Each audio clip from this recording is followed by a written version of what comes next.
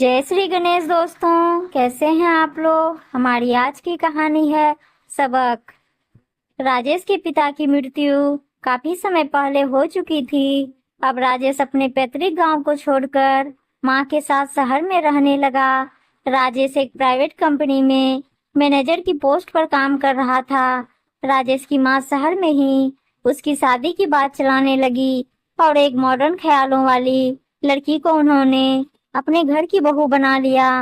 कुछ दिनों तक तो सब ठीक था, पर मॉडर्न लड़की को धीरे धीरे माँ से शिकायत होने लगी और वो माँ से तो कुछ नहीं कहती, पर राजेश को हर बात दो चार लगाकर सुनाने लगी। राजेश ने इस बात को पहले तो गंभीरता से नहीं लिया, पर धीरे धीरे ये बातें बढ़ने लगी। अब माँ भी बहू की कुछ बातें राजेश से कहने लगी, पर माँ की बातों में सच्चाई थी। राजेश के सामने बड़ी दुविधा थी कि वो किसको समझाए और किसको डांटे। राजेश इस उलझन में पड़ता ही जा रहा था। वो ना तो माँ को कुछ बोल सकता था, ना बहू के खिलाफ कुछ बोलता। राजेश ने अपनी पत्नी को समझाने की कोशिश की, पर वो कहाँ मानने वाली थी। राजेश अपनी माँ के पास जाकर बोलता है, माँ आप हमेशा बड़े से बड़े परिवार को संभालते आए हो और ये अभी बड़े परिवार के बारे में कुछ नहीं जानती है।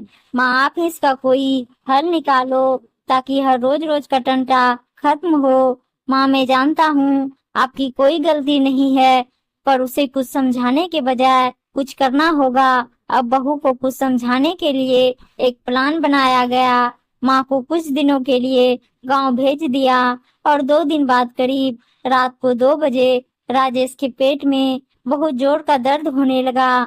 ये दर्द राजेश की एक्टिंग थी। दर्द इतनी तेज थी कि राजेश जोर जोर से चिल्लाने लगा।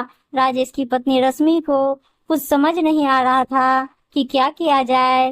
राजेश की हालत देख वह भी भावुक होने लगी और रोने लगी। उसे कुछ समझ नहीं आ रहा था कि इतनी रात को करे तो क्या करे। राजेश जोर जोर से दर्द से तड़प रहा था।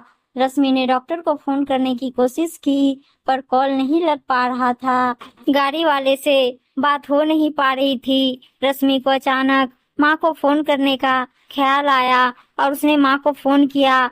माँ ने थोड़ी देर में ही फोन उठा लिया और पूछा, अरे बेटा इतनी रात को फोन क्यों, क्या हुआ, सब ठीक तो है।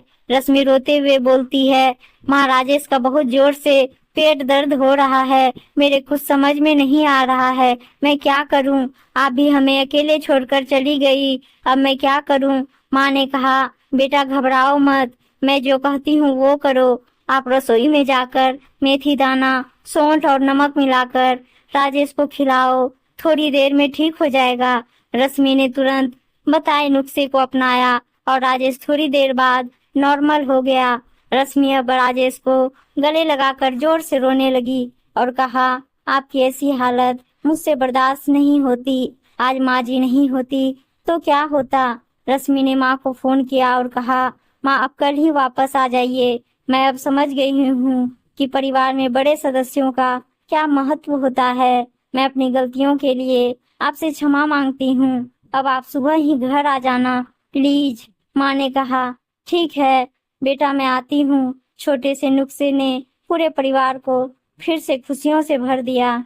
उम्मीद है दोस्तों कहानी अच्छी लगी होगी और अच्छी अच्छी कहानियां सुनने के लिए चैनल को सब्सक्राइब जरूर कर लीजिएगा और इस वीडियो को लाइक शेयर। धन्यवाद दोस्तों।